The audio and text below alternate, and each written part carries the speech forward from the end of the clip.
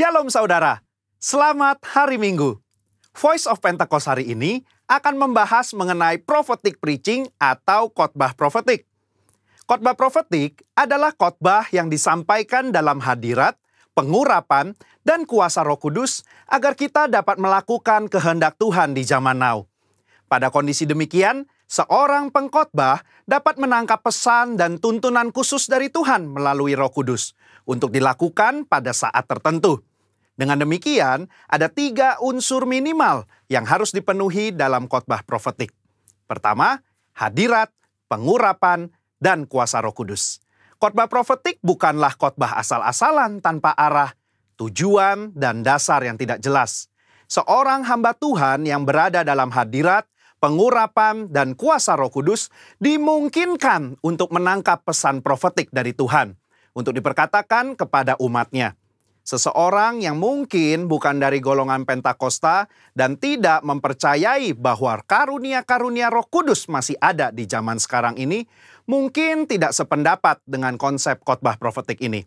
Akan tetapi, hal itu tidak menjadi alasan seseorang untuk menghakimi bahwa praktek spiritualitas Pentakosta ini adalah hal yang salah dan tidak biblikal. Kedua, petunjuk atau arahan Tuhan. Di dalam Kisah Para Rasul 1 ayat 2, dikatakan bahwa sampai pada hari ia terangkat, sebelum itu ia telah memberi perintahnya oleh Roh Kudus kepada rasul-rasul yang dipilihnya. Ini merupakan gambaran bahwa insan Pentakosta juga dapat menerima perintah dan tuntunan Tuhan melalui Roh Kudus. Dalam ayat ini tidak dikatakan bahwa Tuhan Yesus memberi perintah kepada murid-murid melalui firman Tuhan yang tertulis, melainkan melalui Roh Kudus.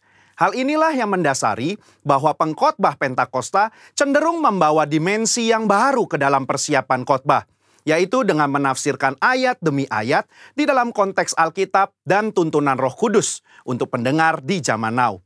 Yang ketiga, kehendak Tuhan pada zaman now.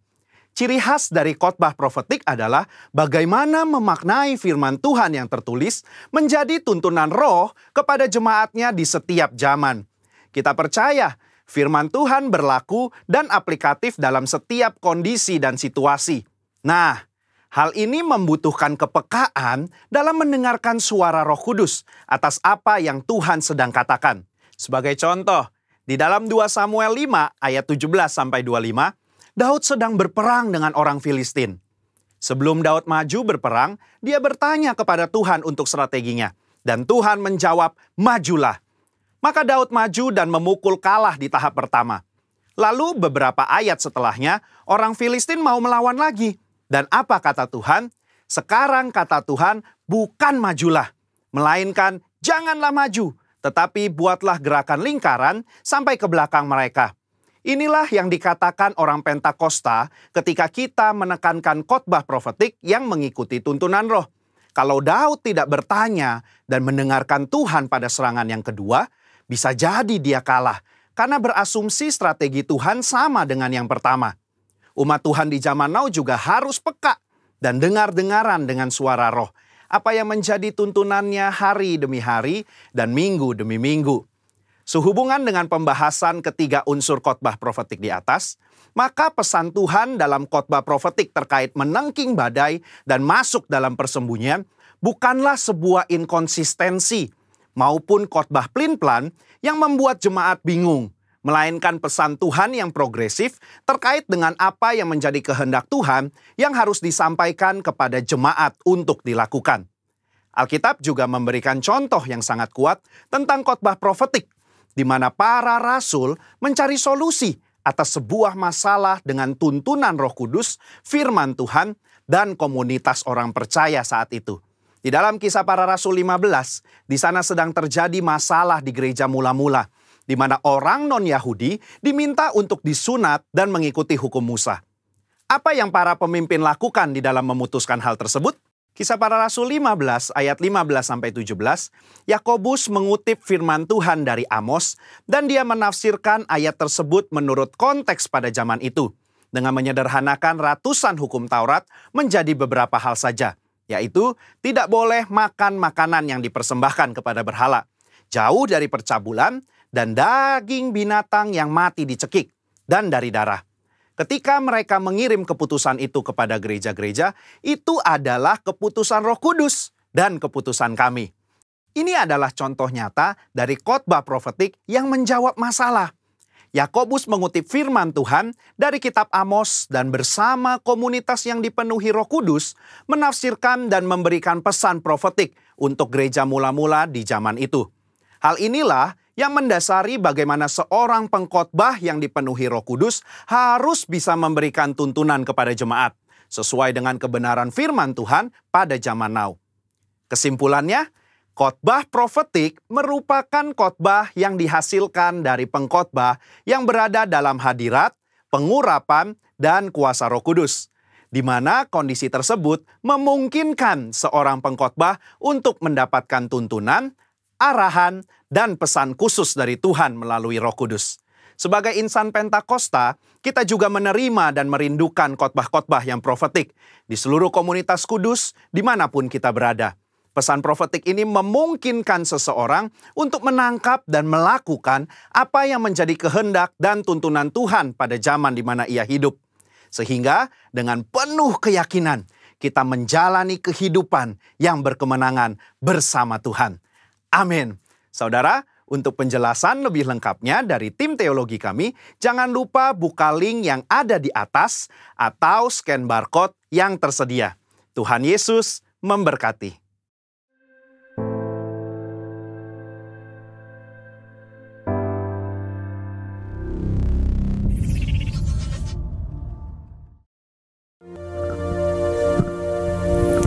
Shalom, haleluya. Tanpa terasa kita sudah hampir 1 tahun saudara beribadah secara online. Tapi saya percaya Tuhan memiliki maksud yang luar biasa bagi kita. Biarlah pada hari ini kita boleh beribadah bersama-sama. Anda yang di rumah atau di perjalanan yang sedang mendengarkan secara online, kita semua diberkati oleh Tuhan. Haleluya. Mari kita satukan hati kita berdoa bersama-sama. Tuhan, kami mengucap syukur untuk segala kebaikan-Mu Tuhan. Di tahun 2021 ini ya Tuhan, kami percaya ada janji-Mu yang luar biasa Engkau lakukan dalam kehidupan kami. Pimpin kami, sertai kami ya Tuhan. Urapi setiap kami yang ada di tempat ini dan juga yang ada di rumah-rumah, yang ada dimanapun yang mendengarkan ibadah ini. Semuanya kami diberkati oleh kehadiran-Mu ya Bapa. Terima kasih Tuhan, terima kasih. Kami siap untuk beribadah dalam nama Yesus. Amin. Haleluya. Kami ingin memuji nama-Mu Tuhan, meninggikan nama-Mu Yesus.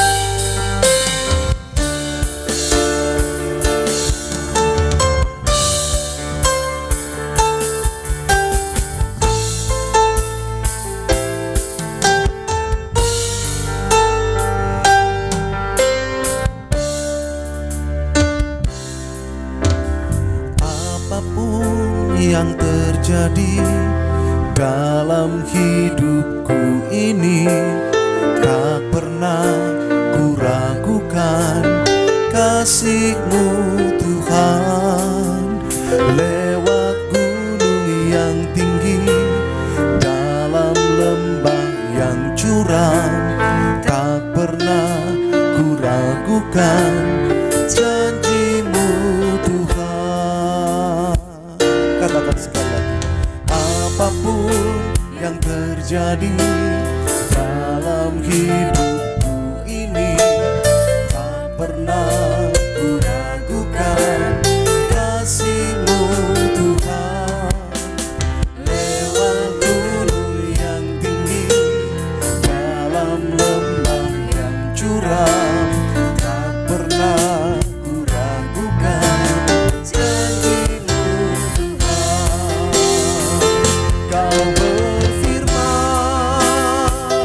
dan sembuhkanku, Kau bersabda dan selamatkanku. Tiada yang mustahil bagimu, Yesus, ku percaya padamu. Mari dengan segenap hatimu sedang angkat pujian ini bersama.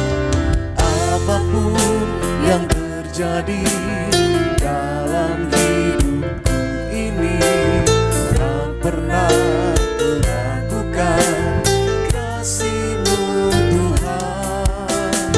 Lewat gunung yang tinggi, dalam lembah yang curam, tak pernah ku ragukan janji-Mu Tuhan. Kau berfirman dan sembuhkanku, Kau bersabda dan selamatkanku. Tiada yang mustahil bagi-Mu, Yesus, ku percaya padamu. Katakan Kau berfirman, ya Tuhan, dan sembuhkanku. Kau bersabda dan selamatkanku. Tiada yang mustahil bagi-Mu, Yesus, ku percaya padamu. Haleluya. Mari kita angkat pujian ini sekali lagi dan katakan, apapun yang terjadi dalam hidupku ini, tak pernah ku ragukan kasih-Mu Tuhan. Lewat gunung yang tinggi, dalam lembah yang curam, tak pernah ku ragukan janji-Mu Tuhan. Kau berfirman dan sembuhkanku, Kau bersabda dan selamatkanku.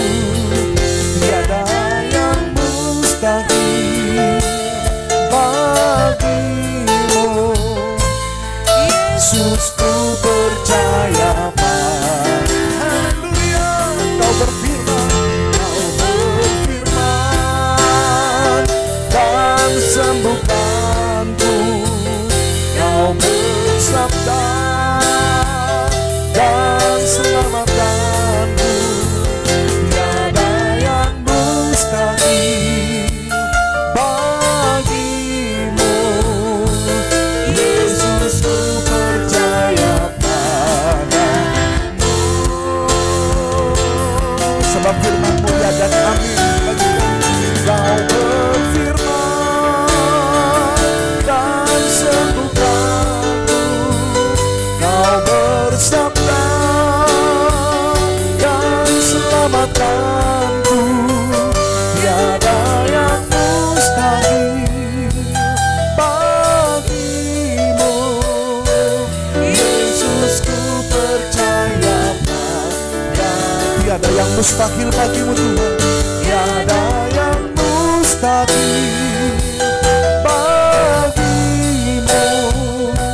Yesus, ku percaya padamu. Yesus, ku percaya, Yesus, ku percaya padamu.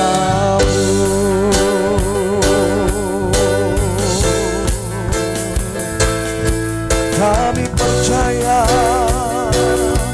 kami percaya firman-Mu Tuhan bagi kami. Kami percaya tiada yang mustahil bagi-Mu Bapa.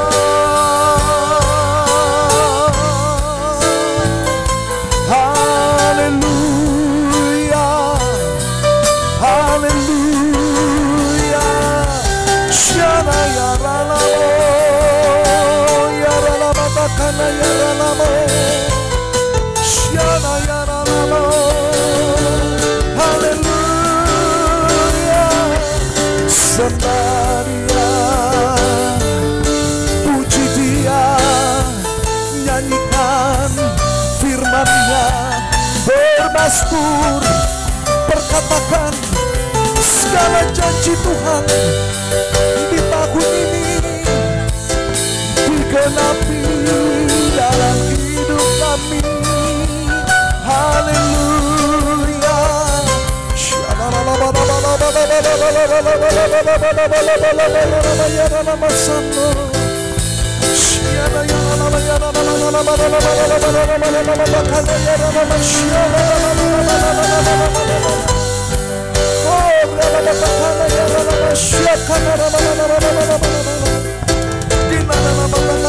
Kami berdoa ya Tuhan Yesus, untuk setiap mereka yang ada di rumah-rumah dilawat oleh Tuhan, mereka yang ada di rumah sakit yang sedang terkena dampak dari virus corona ini, disembuhkan dalam nama Yesus, dalam nama Yesus.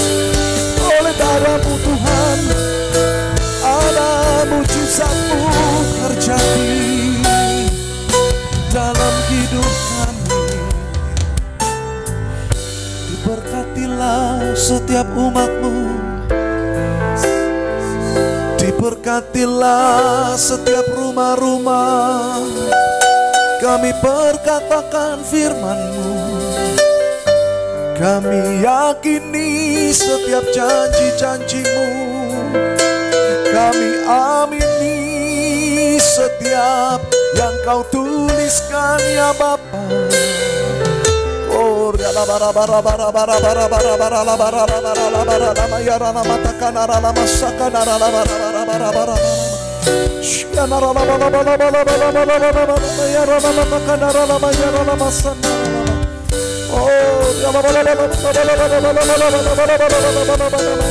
Lawatan-Mu bagi kami, lawatan-Mu bagi kami, lawatan-Mu bagi kami ya Bapa, bagi kami ya Tuhan, bagi umat-Mu Yesus.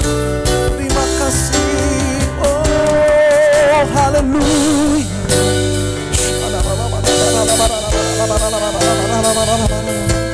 Yang di rumah-rumah ya Tuhan Yesus, Kau lawat. Terima kasih ya Tuhan. Mujizat-Mu terjadi. Ini pujian kami. Yes Lord Jesus, Jesus, Yesus Tuhan. Biar hadirat-Mu Tuhan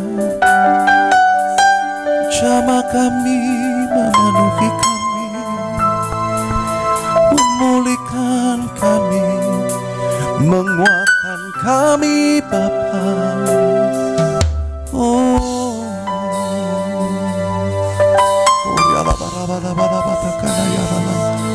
Yesus Tuhan, Yesus, Yesus Tuhan. Inilah yang ku renungkan setiap waktu, nyanyian pujian dan pengagungan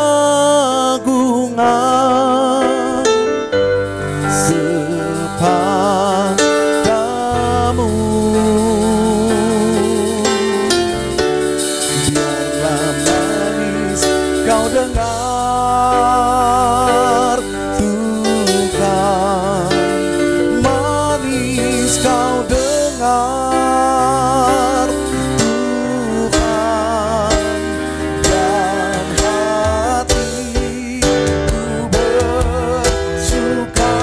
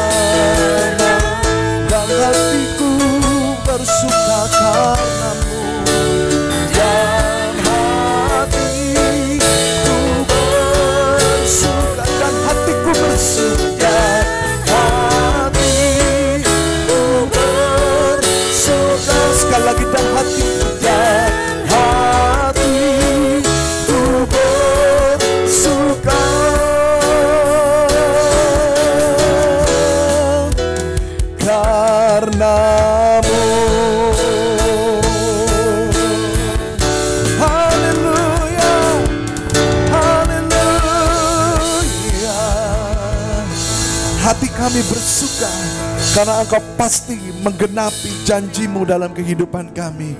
Terima kasih Tuhan, kami mau bersuka cita dalam nama Yesus. Katakan amin. Amin. Tepuk tangan bagi dia, come on.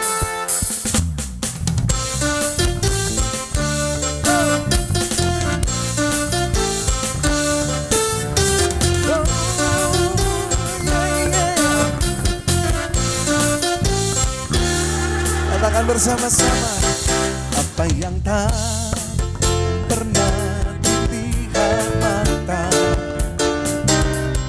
yang tak pernah didengar telinga,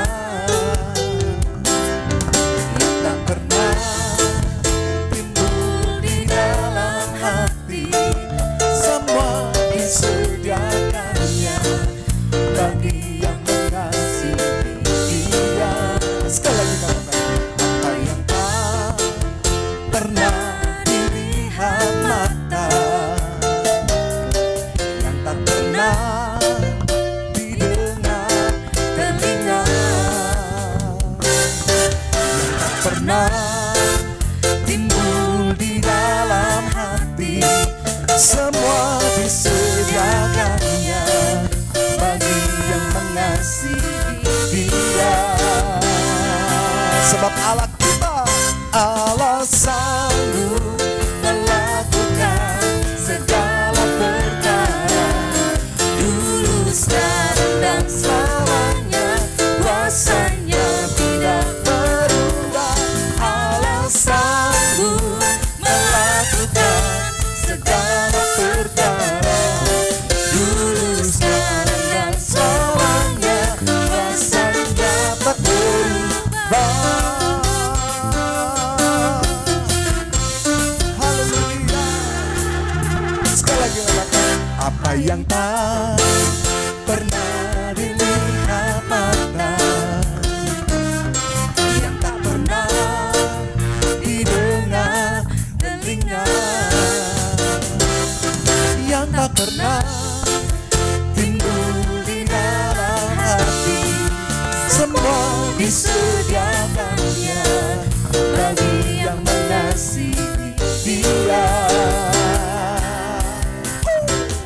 Allah sanggup melakukan segala perkara, dulu, sekarang, dan selamanya.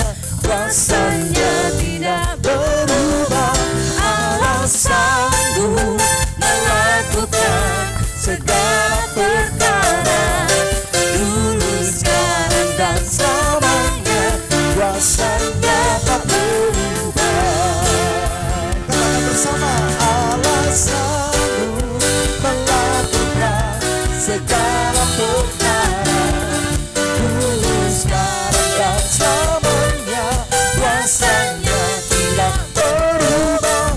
Allah sanggup melakukan segala perkara, dulu, sekarang, dan selamanya.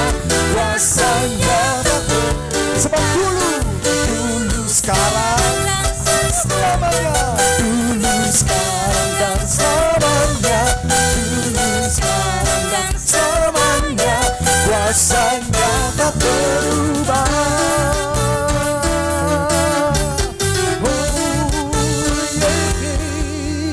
Berikan tepuk tangan buat Tuhan kita yang dahsyat. Haleluya. Puji nama Tuhan. Haleluya. Persiapkan hati kita untuk mendengarkan firman Tuhan, karena saya percaya firman Tuhan adalah ya dan amin. Puji nama Tuhan.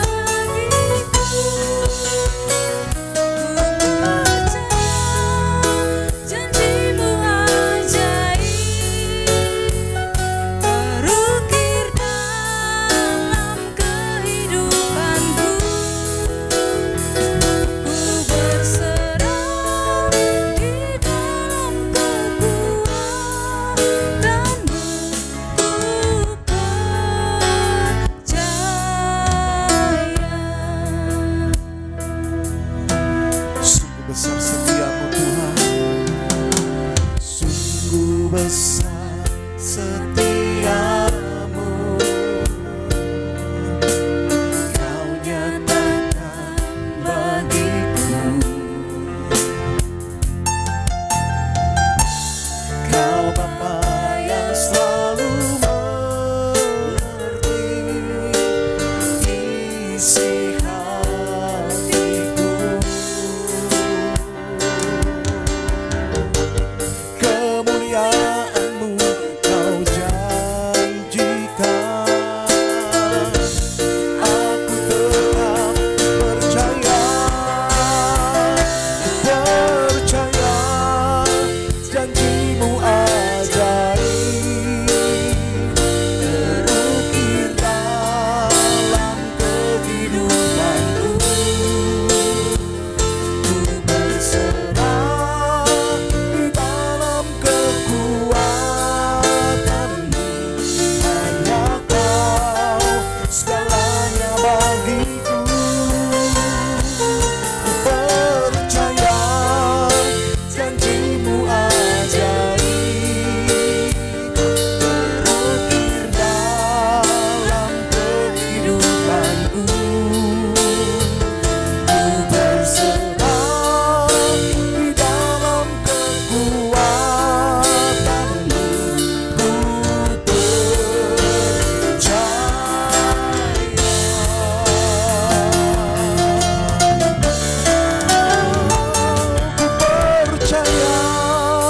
janji-Mu ajaib,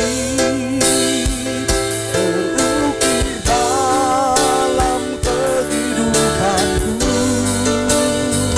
Ku berserah di dalam kekuatan-Mu, hanya Kau segalanya bagiku. Ku percaya janji-Mu ajaib, terukir dalam kehidupanku. Ku berserah di dalam kekuatan-Mu.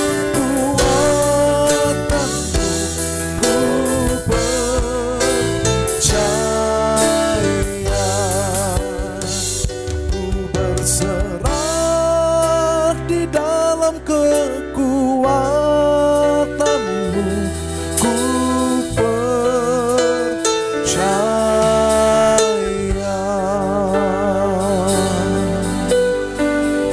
Kami percaya firman-Mu. Kami berdoa ya Tuhan, buka hati kami, buka pikiran kami untuk mendengarkan firman-Mu.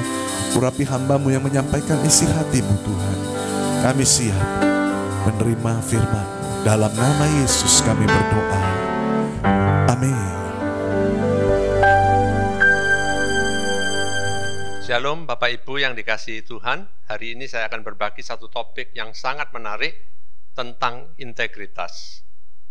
Saya percaya integritas adalah salah satu dasar bagi hidup orang Kristen. Sebagai salah satu buah yang bisa dilihat oleh orang-orang di sekeliling kita. Satu kali pembantu saya itu izin untuk berhenti. Kami dengan senang hati melepas karena dia akan berangkat sebagai TKW ke Singapura. Pada hari terakhir dia bekerja, dia bilang sama istri saya, karena saya tinggalnya di daerah Tenggilis, ada sebuah toko namanya Ciko. Dia izin sama istri saya, Bu, saya mau ke Ciko sebentar untuk beli sesuatu. Jadi pembantu ini akhirnya pergi ke Ciko sebentar dan dia kembali. Jadi persis sebelum dia pulang, dia bilang sama kami, dia bilang, Bapak, Ibu, saya minta maaf. Selama saya bekerja, saya pernah ngambil 1 bungkus cookies milik anak saya, dan sebotol shampoo juga milik anak saya. Dan dia bilang, sebelum saya berhenti, ini saya kembalikan. Dia keluarkan dari kantong plastik itu, sebungkus cookies dan sebotol shampoo. Alangkah kagetnya kami. Saat itu saya melihat ada sesuatu yang luar biasa mengenai pembantu ini. Pembantu ini bisa aja pergi, kami juga nggak tahu. Tapi dia berani mengambil risiko untuk menyampaikan apa kesalahan yang dia pernah perbuat, dan bukan hanya menyampaikan, dia memperbaiki apa yang dia sudah lakukan. Saya punya cerita yang lain lagi. Ada seorang yang saya tahu, seorang pemimpin organisasi Kristen yang sangat besar. Dan dia dipercaya oleh dana bantuan luar negeri untuk mendirikan rumah yatim piatu. Tetapi karena kesalahan manajemen keuangan, sebagian terpakai dan lain sebagainya, gedung yatim piatu itu tak kunjung dibangun, tak kunjung selesai. Akhirnya donor meminta uangnya kembali dan dia melakukan perlawanan. Bahkan perlawanan melalui jalur hukum.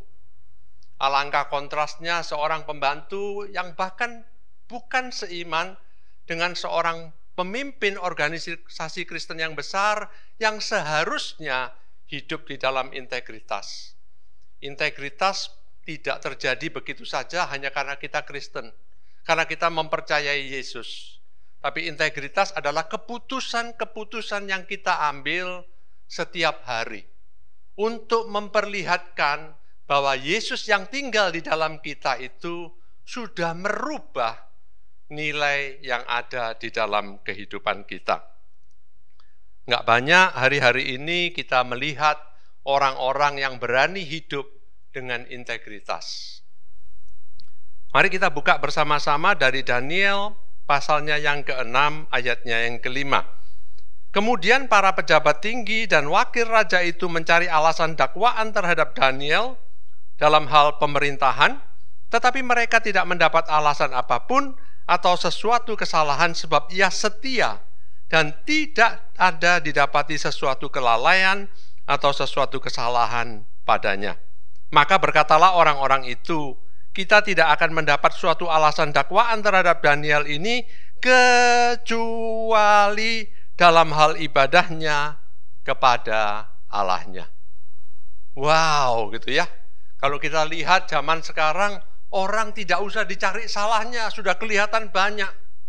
Para pemimpin-pemimpin yang berjatuhan memperlihatkan bagaimana kehidupannya penuh dengan hal-hal yang mungkin kita pikir, kok bisa ya seorang pemimpin melakukan hal seperti itu, membuat kita terkaget-kaget. Daniel ini berbeda, dicari, tidak ketemu salahnya. Salahnya cuma satu, dia terlalu sayang sama Tuhannya. Bagaimana dengan Bapak Ibu, saya sendiri, mari kita melihat diri kita pada pagi hari ini. Apakah kita ini orang yang penuh dengan kesalahan, atau kesalahan kita karena kita terlalu cinta sama Tuhan kita? Kita mungkin bilang, mana ada orang seperti itu kan cerita 1001 malam. Saudara, saya percaya hari-hari ini dunia menantikan anak-anak Tuhan bangkit, menunjukkan hidup yang penuh integritas, menunjukkan memang kita ini berbeda. Beberapa tahun yang lalu ada seorang gubernur yang menunjukkan kualitas itu. Berani hidup untuk tidak korupsi. Bukan hanya slogan untuk tidak korupsi, tapi sungguh-sungguh untuk hidup tidak berkorupsi, bahkan melawan orang-orang yang berkorupsi. Jelas karena kedudukannya seperti itu, posisinya semua orang di sekelilingnya nggak ada yang suka, dan akhirnya berusaha menjatuhkan dia. Tapi kita melihat ada orang yang berani melakukannya. Doa saya pada pagi hari ini, biarlah ada anugerah Tuhan turun atas kita semua. Saya terutama untuk berani menghidupi firman Tuhan. Supaya seperti Daniel ketika kita dicari salahnya, tidak ketemu salahnya, tidak ada kelalaiannya. Tapi ditemukan kesalahan kita cuma satu, kita cinta Tuhan luar biasa. Saudara, kalau saudara disuruh pilih, mana yang lebih dipilih? Orang yang pintar khotbah atau orang yang hidupnya punya integritas? Banyak orang bisa khotbah, belum tentu bisa menghidupi khotbahnya. Khotbah itu gampang, melakukannya jauh lebih sulit. Salah seorang mentor saya mengatakan demikian, Cipto, coba perhatikan. Kalau kamu lakukan tidak bisa, coba dikhotbahkan. Dikhotbahkan itu jauh lebih gampang. Saya mencobanya, saudara, memang khotbah itu jauh lebih gampang. Tapi pagi hari ini, ayo kita sama-sama melihat kehidupan kita. Apakah kita ini hanya bisa ngomong bahwa kita ini percaya Tuhan, atau kita sungguh-sungguh menghidupi bahwa kita ini orang yang percaya Tuhan. Satu kali ketika saya masih bersekolah, saya ini tahun 80-an saya ke Amerika. Zaman itu di Indonesia orang-orang ke sekolah masih pakai tas macam-macam, tapi belum zamannya backpack. Di sana semua pakai backpack. Jadi ketika saya pergi ke toko buku, saya beli backpack saya yang pertama. Tulisannya guaranteed for life, artinya digaransi seumur hidup. Tapi dari orang Indonesia baca seperti itu, kita dalam hati ketawa aja. Itu kan cuma jaminan untuk bumbu-bumbu supaya bisa dijual. Jangankan seumur hidup, saudara beli aja di mall, sudah ada tulisannya kadang di kwitansinya. Barang yang sudah dibeli tidak bisa dikembalikan. Nggak usah nunggu lama-lama, keluar dari toko sudah tidak bisa kembali, saudara. Apalagi seumur hidup. Setelah saya pakai kurang lebih 2-3 tahun, tas itu akhirnya rusak juga. Ketika saya mau mengganti dengan tas yang baru, saya pergi ke toko yang berbeda. Saya lihat-lihat, ada tas yang mereknya sama. Saya mau ambil, kemudian keluar lagi tulisannya. Guaranteed for life, dijamin seumur hidup. Saya tertarik, saya bawa tas itu, saya pergi ke kasir dan saya tanya, "Lu ini maksudnya apa jaminan seumur hidup?" Dan dia katakan, artinya kalau kamu pakai dan tasnya rusak, langsung diganti, nggak usah bayar. Saya tunjukkan tas saya yang jahitannya robek, saya bilang yang ini robek. Dia bilang, kalau itu robek, kembalikan yang robek, tinggal diisi formulir, kita kasih yang baru. Nggak ditanya dulu beli di mana, bonnya mana, saudara mana ada yang kita simpan bon 2-3 tahun. Itu langsung membekas dalam hidup saya, kok bisa ya orang percaya seperti itu. Kemudian saya baca-baca lagi ada perusahaan namanya LL Bean, saudara. LL Bean itu ditulis 100% satisfaction guarantee. Artinya kalau kita nggak puas boleh kembali. Dikasih waktu 1 tahun, saudara beli apa saja dari LL Bean. Kalau saudara dalam setahun pakai, saudara nggak suka, nggak pakai, ditanya kenapa, kembalikan uangnya kembali. Satu kali tahun 2012 gereja kami mengadakan seminar, saudara, 25 tahun ulang tahun. Saya membawakan topik tentang ini dan saya tanya, yang hadir itu banyak para gembala dari kota Surabaya. Saya tanya, kira-kira kalau 2 perusahaan ini buka di Indonesia, bisa enggak kira-kira perusahaan ini berkembang atau bangkrut? Dugaan saudara apa kira-kira jawabannya? Saya tahu saudara menebak yang benar. Pasti bangkrut, semua bilang begitu. Pasti bangkrut, semua ketawa. Kemudian saya tanya, kalau ada syaratnya untuk jadi anggota, harus orang Kristen baru bisa jadi anggota. Menurut Bapak Ibu, kira-kira perusahaan ini bisa berkembang atau bangkrut? Dugaan saudara kira-kira apa? Sama juga dengan yang lain-lain yang hadir pada waktu itu. Semua ketawa lebih keras dan mengatakan, ya tetap bangkrut, biarpun yang pesertanya orang Kristen semuanya anggotanya. Dalam hati sedih ya, masa orang Kristen nilainya cuma segitu ya? Padahal yang ngomong-ngomong ini, yang mengatakan demikian, para pemimpin. Saya kemudian berpikir, apa bedanya yang Kristen dan yang tidak? Apakah bedanya kalau minggu kita lihat acara gereja, kalau minggu kita ke gereja, atau kita di KTP ditulis Kristen, atau memang ada nilai yang berubah ketika Yesus masuk di dalam kehidupan kita? Jangan sampai hanya KTP-nya Kristen, tapi nilai-nilai kehidupannya tidak berubah. Saya percaya seharusnya perusahaan ini kalau anggotanya orang Kristen, harusnya perusahaan ini tidak akan bangkrut. Tapi hari-hari ini kita dengar ya, pemimpin-pemimpin Kristen jatuh karena korupsi. Pemimpin-pemimpin Kristen jatuh karena cewek. Pemimpin Kristen jatuh dengan berbagai alasan yang lain. Mana nilai integritasnya? Mari dimulai dari kehidupan kita yang mungkin kita nggak terkenal, tidak ada orang yang tahu kita, tapi saya percaya dunia memperhatikan kehidupan kita. Bisa nggak kita mulai melakukan hal-hal seperti ini? Hidup dengan integritas. Kalau saudara mau cari kasir, seharusnya cari di mana yang paling bisa dipercaya? Harusnya di gereja. Saya mau tanya, saudara pernah cari kasir? Pernah cari orang-orang yang bisa dimegang uang? Saudara percaya kalau itu anggota gereja, saudara pasti aman? Wah, susah Pak ya. Nggak ada jaminan apa-apa. Ada sesuatu yang salah. Ketika kita berpikir bahwa orang Kristen itu hidupnya tidak berubah. Seharusnya kita ini orang-orang yang paling bisa dipercaya. Seharusnya ketika kita mencari orang-orang di gereja, mereka orang-orang yang paling bisa dipercaya. Tetapi memang kenyataannya tidak seperti itu. Hanya karena kita ke gereja nggak ada jaminan kita jadi orang jujur. Ada orang-orang yang melayani di gereja, menyumbang di gereja, berikan persembahan yang besar. Tapi nggak tahu uangnya dapat dari mana. Caranya juga nggak ada yang tahu. Hidup di dalam dunia yang abu-abu, tapi kita dikenal di gereja penyumbang yang besar. Saudara, Tuhan mencari orang yang hatinya sudah bersih. Kenapa? Karena Yesus sudah masuk di dalam kehidupan kita. Kenapa integritas itu penting?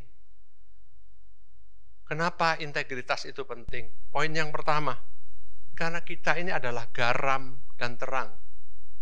Bukan sales garam, saudara. Ada bedanya sales garam dan garam. Maka dari itu, di Matius 5 ayat 13 dikatakan, kamu adalah garam dunia. Jika garam itu menjadi tawar, dengan apa dia diasinkan? Tidak ada lagi gunanya selain dibuang dan diinjak orang. Demikianlah hendaknya terangmu bercahaya, ayat 16, di depan orang supaya mereka melihat perbuatanmu yang baik dan memuliakan Bapamu yang di surga. Saudara, kita ini garam, kita ini terang. Bukan salesman garam, saudara. Salesman aja dipilih, saudara. Saudara pernah didatengin SPG jualan obat pelangsing tapi dia overweight atau kegemukan? Jelas nggak laku, saudara. Mana mungkin kalau ada SPG jualan obat pelangsing dia sendiri gemuk sekali. Nggak ada yang beli. Dipilih minimal. Tapi kita lebih daripada seorang SPG atau seorang sales. Kenapa? Karena kitalah garam dan kitalah terang. Firman Tuhan katakan itu. Kalau garamnya sudah tidak asin lagi, untuk apa lagi? Dengan apa dia bisa diasinkan? Dia akan dibuang dan diinjak orang. Demikian dengan kita. Kita ini adalah terang. Kita inilah terangnya. Kemanapun kita pergi, seharusnya kita menjadi terang. Saya nggak tahu, kira-kira kalau ada, misalnya saudara pergi ke toko elektronik dan saudara lihat ada sale, saudara, bola lampu yang biasanya dibeli dengan harga 20.000, cuma dijual harganya 5.000. Saudara beli nggak? Pastilah banyak yang beli ya. Kalau harganya 20, dijual 5.000, pasti banyak yang beli. Tapi saudara, ketika saudara mau beli, ada catatan di bawahnya. Lampunya cuma menyala kalau ruangan sudah terang. Kalau ruangan gelap, lampunya nggak mau nyala. Saudara masih tetap beli nggak 5.000? Saudara akan bilang begini, buat apa? Lampu itu tujuannya supaya ruangan yang gelap jadi terang. Kalau ruangannya sudah terang, ngapain dikasih lampu lagi? Sangat betul sekali. Sangat betul sekali. Tapi seringkali kita nggak berpikir, kita ini loh kalau di gereja jadi terang semua, jadi malaikat semua. Berkelahi sama istri, begitu dekat sama pintu gereja, kita bilang yuk damai dulu. Nanti kita lanjutkan lagi setelah pulang. Di gereja semua jadi malaikat. Bagaimana setelah keluar dari gereja? Bagaimana dengan hari Senin sampai hari Sabtu? Apakah kita itu menjadi terang di tempat pekerjaan kita?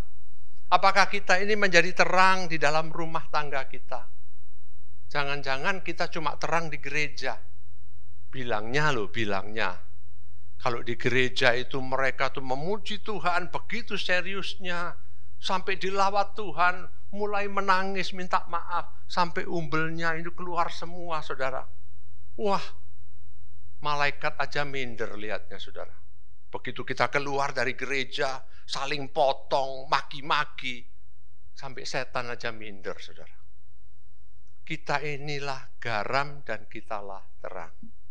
Kalau kita garam yang sudah ada asin, tidak ada gunanya lagi. Kita ini produknya, bukan salesnya. Makanya Paulus katakan, ikutlah aku seperti aku mengikut Kristus. Banyak dari kita sekarang ngomong, wah itu terlalu sombong. Makanya kita ganti. Jangan lihat aku ya, lihat Kristusnya aja. Loh, saudara, mana bisa orang lihat Kristus kalau nggak lihat kita? Dia hanya bisa lihat Tuhan kalau lihat kita. Kalau dia lihat setan di dalam kehidupan kita, mana ada yang mau ikut Tuhan? Dia mau ikut Tuhan kalau dia lihat Tuhan di dalam kehidupan kita. Jadilah terang, jadilah garam. Yang kedua, harus ada kesatuan antara yang diucapkan dan yang dipercaya dan yang dilakukan. Coba pikirkan baik-baik, apa yang kita ucapkan, apakah sesuai dengan apa yang kita percaya? Apakah sesuai dengan apa yang kita lakukan?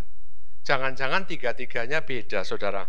Yang kita percaya dan yang kita ucapkan dan lakukan berbeda. Membuat orang-orang sekeliling kita jadi bingung. Dikatakan di Yakobus 3 ayat 9, dikatakan, dengan lidah kita memuji Tuhan Bapa kita. Dan dengan lidah kita mengutuk manusia yang diciptakan menurut rupa Allah. Dari mulut yang satu keluar berkat dan kutuk. Hal ini, saudara-saudaraku, tidak boleh demikian terjadi. Adakah sumber memancarkan air tawar dan air pahit dari mata air yang sama? Saudara-saudara, apakah pohon ara dapat menghasilkan buah zaitun? Apakah pokok anggur dapat menghasilkan buah ara? Demikian juga mata air asin tidak dapat mengeluarkan air tawar. Tuhan berbicara tentang apa yang keluar dan apa yang di hati dan apa yang kita percaya harus sama. Itu namanya integritas, saudara. Integritas itu adalah mutu, sifat, atau keadaan yang menunjukkan kesatuan yang utuh, sehingga memiliki potensi dan kemampuan untuk memancarkan kewibawaan atau kejujuran. Integritas dari bahasa Latinnya integer, artinya angka yang utuh, yang tidak bisa dibagi-bagi lagi. Angkanya utuh. Demikian juga dengan kehidupan kita.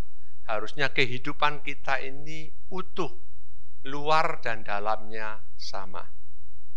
Menurut saudara, bagaimana dengan kehidupan orang Kristen sekarang? Luar dan dalamnya sama nggak, saudara? Kira-kira kalau dilihat mana yang lebih baik, dalamnya atau luarnya? Istilah zaman sekarang, jaim, saudara. Image-nya dijaga, poles, citranya dipoles, saudara. Supaya kelihatan lebih baik. Kalau foto-foto di Instagram, semua kelihatan cantik. Kenapa? Karena dipoles. Sebelum di-upload, diedit dulu. Pastikan yang gemuk kelihatan lebih kurus. Yang wajahnya tidak bagus, jadi lebih halus. Apps-nya banyak sekarang. Semua bisa diedit. Kenyataan tidak sama dengan aslinya. Tampilan tidak sama dengan aslinya. Hati-hati, kehidupan ini Tuhan mau yang di dalam dan di luar sama. Jangan sampai yang di luar kelihatan bagus, yang di dalam tidak bagus. Gembala saya bilang begini, kita punya dua macam kehidupan, yaitu kehidupan publik dan kehidupan pribadi. Pastikan kehidupan pribadimu lebih besar daripada kehidupan publik. Kehidupan publik itu ketika kita tampil di depan umum, banyak orang kasih tepuk tangan, kasih pujian.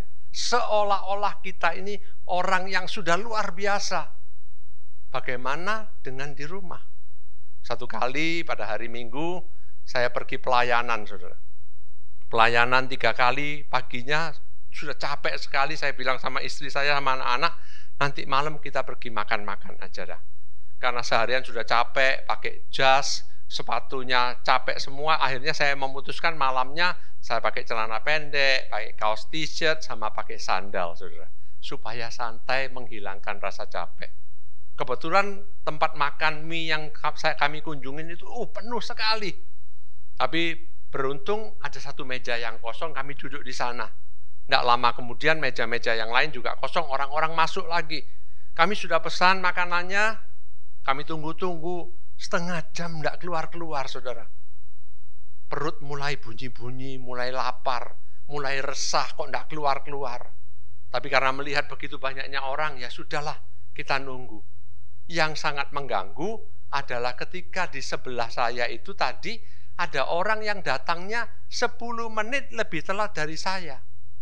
Jadi saya pesan duluan 10 menit, kemudian dia yang pesan, dibawakan makanan, saya pikir saya yang dibawain, ternyata meja sebelah yang dibawain. Wah, begitu saya lihat itu, saya merasa, wah, kok enggak saya ya? Saya kan datang duluan, harusnya kan saya yang dilayani dulu. Saya angkat tangan, saya panggil itu pelayannya. Pelayannya datang, saudara. 2 meter dari saya, dia tunjuk gini, hei, Bapak ya? Bapak biasanya khotbah ya? Saya enggak jadi marah, saudara. Kenapa? Karena dia tahu saya biasanya khotbah. Coba waktu itu dia nggak ngomong kayak gitu, mungkin saya sudah meledak. Berbicara tentang apa yang di dalam dan yang di luar. Tuhan mau yang di luar dan yang di dalam itu sama. Kalau yang di luarnya manis, ya yang di dalam manis. Banyak orang ketika di mimbar bisa ngomongnya manis. Bagaimana kalau sudah di luar mimbar? Apakah tetap bisa ngomongnya manis? Integritas itu apa yang kita ucapkan, apa yang kita percaya, dan apa yang kita lakukan itu sama semuanya. Jadi satu, itu namanya integritas. Satu kali saya sempat berkelahi dengan istri di rumah, bertengkar. Awalnya urusannya kecil, tapi selalu pertengkaran itu urusan kecil kemudian disangkut-sangkutkan yang lain-lain jadi besar, saudara. Akhirnya karena mungkin istri saya mangkel, enggak bisa ngalahkan ngomong sama saya kan pembicara, lebih pintar ngomong. Akhirnya dia marah, dan dia nggak tahu mau ngomong apa, dia cuma ngomong seperti ini, kamu hebatnya cuma di panggung. Wih, saya tersinggung, saudara. Saya mau marah, saya mulai mikir-mikir. Loh, kalau istri saya aja ngomong saya cuma hebatnya di panggung, saya ini nilainya apa? Banyak orang pikir kalau dia sudah hebat di panggung, dia sudah terkenal, dia sudah luar biasa. Bukan apa yang di panggung yang penting, apa yang di rumah kita itu lebih penting. Apa yang penilaian orang di kantor kita itu jauh lebih penting. Saudara mau tahu kehidupan seseorang, tanyakan sama pembantunya, tanyakan sama sopirnya, tanyakan sama anak-anaknya. Apakah dia rohani seperti ketika dia di panggung? Kita mungkin di gereja, diagung-agungkan. Tapi apakah Tuhan melihat bahwa memang kita punya kualitas seperti itu? Pastikan yang di dalam dan yang di luar itu sama. Mari kita lihat film ini sama-sama. Film ini menceritakan apa yang terjadi dalam kehidupan kita setiap hari. Mari kita lihat.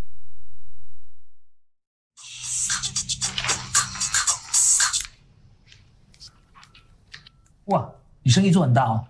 吃饭的时候不准用电话，吃饭的时候用电话是很不健康的。对。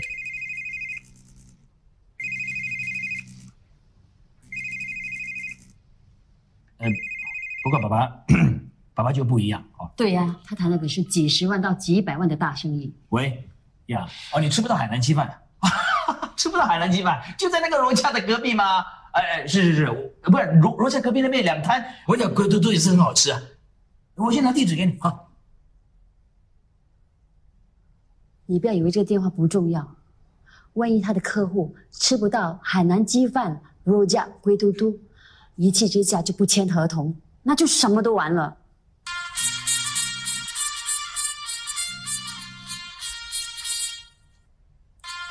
我的虽然不是什么几十万的大生意，不过找我的人都有重要的事情。要58%大减价。那条裙子，那条裙我等了很久了。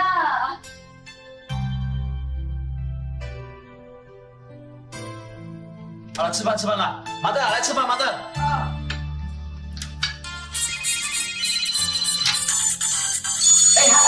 hello， 呀，是，哎呀 ，hello。Yang ketiga, bagaimana dengan tadi saudara, film tadi? Apakah itu mirip dengan keadaan kita sehari-hari? Kita bisa ngasih tahu anak-anak kita? Belum tentu kita lakukan. Apa yang anak-anak lihat, itu yang dia tiru, bukan apa yang kita katakan. Jadi mari kita belajar apa yang kita katakan, kita lakukan juga. Yang ketiga, integritas itu sama dengan dampak.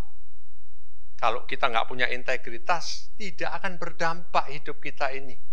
Hidup kita ini untuk menjangkau orang-orang, memenangkan jiwa kepada Tuhan. Bagaimana kita bisa berdampak kalau hidup kita ini nggak punya integritas? Banyak orang itu mau ikut Tuhan Yesus, tetapi tersandung dengan orang-orang yang mengaku anak-anaknya Tuhan Yesus. Mertua saya lama nggak mau ikut Tuhan. Dia bilang pada waktu mudanya dia lihat banyak pemimpin-pemimpin Kristen, hidupnya tidak cocok dengan apa yang dikatakan. Jadi dari saya sudah jadi menantu, saya sudah tahu orang mertua saya ini tidak mau ke gereja sudah. Wis tidak usah gereja-gerejaan, orang di gereja itu ngomong tok, dia bilang begitu. Tapi kelakuannya jauh. Sampai akhirnya di akhir daripada kehidupannya dia mendapatkan anugerah Tuhan dan dia menjadi orang yang percaya. Tapi sebenarnya sedih ya saudara, kenapa harus nunggu sampai segitunya? Tapi saya mau tanya, kira-kira berapa banyak orang yang seperti itu? Iya kalau dapat kesempatan di usia tua. Bagaimana kalau tidak? Tuhan mempertemukan mereka dengan kita, apakah dia jadi tertarik untuk mengikut Tuhan? Atau malah dia bilang, wis kalau orang Kristen kayak gitu, aku enggak mau ke gereja. Saya percaya integritas itu membawa dampak. Integritas yang kuat, dampaknya juga kuat. Tapi kalau orang hidupnya integritasnya hancur-hancuran, ya dampaknya ya minta maaf ya hancur-hancuran. Matius 28 ayat 19 dikatakan, karena itu pergilah, jadikanlah semua bangsa muridku, baptislah mereka dalam nama Bapa, Anak, dan Roh Kudus, dan ajarlah mereka melakukan segala sesuatu yang telah kuperintahkan kepadamu. Dan ketahuilah aku menyertai kamu senantiasa sampai kepada akhir zaman. Panggilan orang-orang Kristen adalah memuridkan dunia ini. Orang-orang di sekeliling kita. Jangan sampai karena kehidupan kita yang asal-asalan, kita ini menjadi batu sandungan dari apa yang Tuhan mau sampaikan. Saya percaya pembawa berita Injil harus menghidupi Injil itu sendiri. Kalau kita tidak menghidupi berita Injil itu sendiri, maka hidup ini tidak akan berdampak. Saya percaya ketika kita melakukan sesuatu yang benar, hidup ini jadi dampak yang kuat bagi orang lain. Satu kali pada waktu tahun 98 terjadi kekacauan di Jakarta dan di daerah-daerah yang lain. Dolar naik jadi 15.000 dari 2.000. Banyak perusahaan yang jatuh tahun 98. Pada waktu itu seorang teman yang kerja di bank memberitahu saya. Dia bilang begini, Sip, saya punya nasabah satu. Dia bilang luar biasa. Lu luar biasanya gimana? Saya bilang. Dia bilang dia bangkrut loh. Kok bangkrut luar biasa? Dia bilang rumahnya itu loh di Kertajaya indah, rumahnya besar. Tapi karena keadaan ekonomi pada waktu itu perusahaannya jatuh, bangkrut saudara. Terus apanya yang luar biasa saya tanya? Dia bilang orangnya yang luar biasa. Dia sudah bangkrut seperti itu, orang-orang yang lain melakukan perlawanan ketika mau disita, dia sama sekali tidak. Mobil Mercy-nya yang mewah, yang bagus diserahkan ke bank. Bank bilang kurang, harus diambil rumahnya. Dia bilang silakan ambil rumah saya karena memang saya pinjam. Dan dia keluar dari rumah itu tanpa harus bank melakukan penyitaan dan lain sebagainya. Saya tahu banyak orang-orang Kristen tidak bisa melakukan hal yang sama. Dia lepaskan. Kemudian saya tanya, terus gimana orang itu? Dia bilang dia tinggal di daerah tengah kota sana, di salah satu jalan di tengah kota, dan dia buka depot mie. Wah, saya jadi tertarik, ini orang kaya raya. Dia bilang, dia itu dulu nasabah prima kita, salah satu yang paling top loh. Kalau dia datang semua kasih hormat. Sekarang dia buka pangsit mie di pojok jalan, di Jalan Kartini. Saya bilang, saya pengen makan mie-nya loh. Orang hebat begitu, saya pengen makan mie-nya. Saya datang dengan seorang teman mencoba makan mie di sana. Minta maaf, mie-nya pas-pasan ternyata. Nggak sehebat orangnya. Tapi nggak apa-apa. Saya mau cari ketemu. Mau kenalan dengan orang yang seperti itu. Tapi orangnya nggak ada pada waktu itu. Saya bilang sama teman saya, nanti minggu depan kita kembali lagi. Saya mau coba mie-nya. Kenapa saya bilang dia hebat? Teman saya cerita.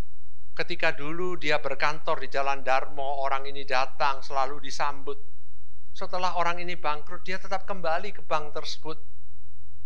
Tapi dia bawa menu, saudara. Menawarkan orang-orang yang dulu melayani dia. Menawarin untuk beli pangsit mie. Wah, saya bilang, itu orang punya kualitas. Nggak pakai jaga image, nggak pakai sombong-sombong. Ketika memang harus diserahkan, dia serahkan. Dia tidak perlu malu-malu, dia berani datang, temuin orang-orang, nawarin pangsit mie. Saya bilang, saya harus ketemu orang ini. Saya datang lagi, saudara, yang kedua kalinya. Akhirnya saya makan lagi pangsit mie yang biasa-biasa tadi, tapi saya nggak ketemu orangnya lagi. Singkat cerita, saya lupa masalah itu sampai kurang lebih 6 bulan kemudian. Saya tanya sama teman saya, apa kabarnya orang itu? Dia bilang, nggak pakai lama, Cip. Sebentar aja, tiba-tiba dia dipercaya orang lagi. Sekarang bisnisnya sudah berkibar lagi. Wah, bukan, saya tanya, orang itu Kristen bukan ya? Dia bilang, sayangnya bukan. Biasanya orang yang bukan Kristen lebih berani hidup benar. Hari ini saya menantang, ayo orang Kristen hidup benar. Jadi terang, jadi dampak bagi orang-orang sekeliling kita. Kita harus hidup berintegritas. Tujuan kita hidup berintegritas bukan supaya diselamatkan, tidak sama sekali, saudara. Saudara selamat karena Yesus. Mati di kayu salib, menebus dosa kita, kita selamat. Kenapa kita harus berintegritas? Supaya diberkati? Enggak. Kita diberkati bukan karena kita melakukan hal yang baik. Karena Tuhan sayang kita. Juga bukan supaya lebih rohani. Wah, kalau saya lakukan ini jadi lebih rohani. Tidak ada hubungannya sama sekali. Hidup berintegritas cuma untuk menyenangkan hati Tuhan. Kalau nanti dibonusi dengan berkat, ya puji Tuhan. Kalau tetap rugi meskipun hidup dengan integritas, ya tetap kita jalani. Yang pasti ketika kita memilih hidup berintegritas, kita menyenangkan Tuhan Yesus yang sudah mati untuk kita. Karena Tuhan tidak mati untuk kita, orang-orang yang baik, enggak. Dia tidak mati karena kita sudah nyumbang-nyumbang gereja juga enggak. Dia mati di kayu salib karena dia sayang kita. Kenapa kita harus hidup integritas? Karena kita sayang dia. Itu aja, kita mau menyenangkan hati Tuhan. Satu kali, saya punya seorang teman, di dalam kelompok sel dia cerita. Dia bilang, teman-teman tolong doain ya. Sudah 2 minggu ini loh saya nggak bisa tidur dengan tenang. Kami tanya, terus kenapa kok nggak bisa tidur dengan tenang? Dia bilang, saya ini sudah mau menikah, dia dengan pacarnya di dalam komsel, dan kami cari rumah. Ternyata rumah itu mahal sekali, kami nggak punya cukup uang. Kami lihat-lihat rumah pada waktu zaman itu, dia bilang kami butuh uang 60 juta untuk uang muka daripada rumah tersebut. Kami nggak punya uangnya, dia bilang. Tapi dia bilang, ada sebuah perusahaan, karena dia bekerja di sebuah perusahaan besar, import barang-barang, ada sebuah perusahaan forwarder itu mendatangi teman saya ini dan memberikan penawaran. Penawarannya yang membuat dia nggak bisa tidur.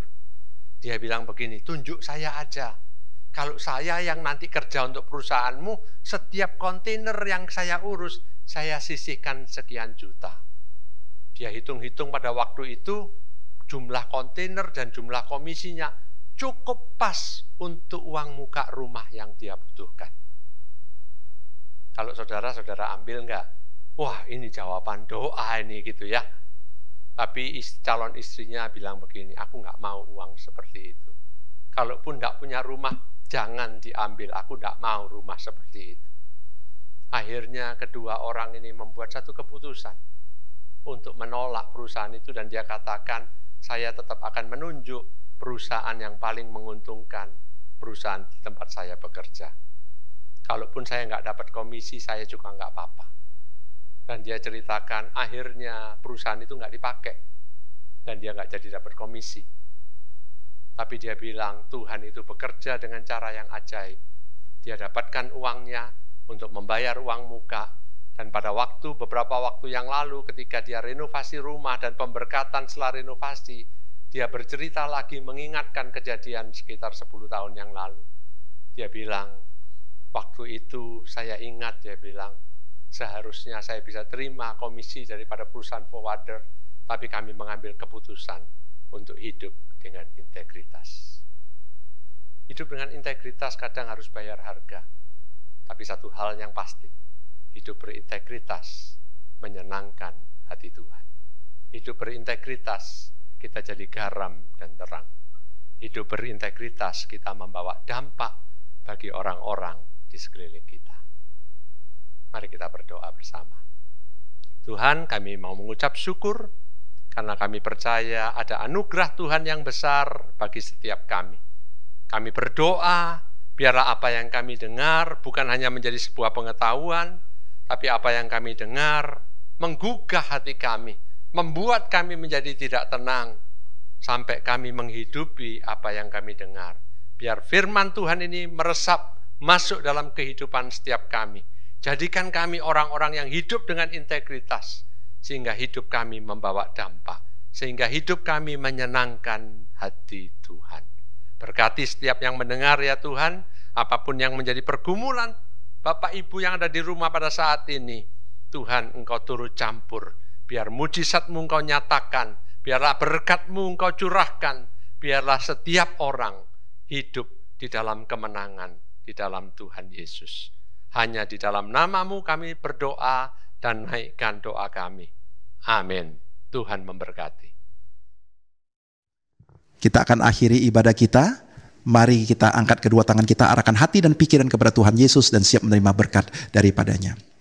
Jemaat Tuhan yang dikasihi oleh Tuhan Yesus Kristus, terimalah berkat damai sejahtera dari Allah Bapa, kasih sayang yang berlimpah-limpah di dalam Anak yang tunggal Tuhan kita Yesus Kristus, persekutuan yang manis dengan Roh Kudus akan selalu menyertai, membimbing, mengajar, meneguhkan firman-Nya dalam kehidupanmu, akan memberi engkau kuasa dan memberkati engkau mulai saat ini sampai Tuhan Yesus datang menyebut kita, bahkan sampai selama-lamanya. Kita yang percaya diberkati Tuhan bersama saya katakan amin.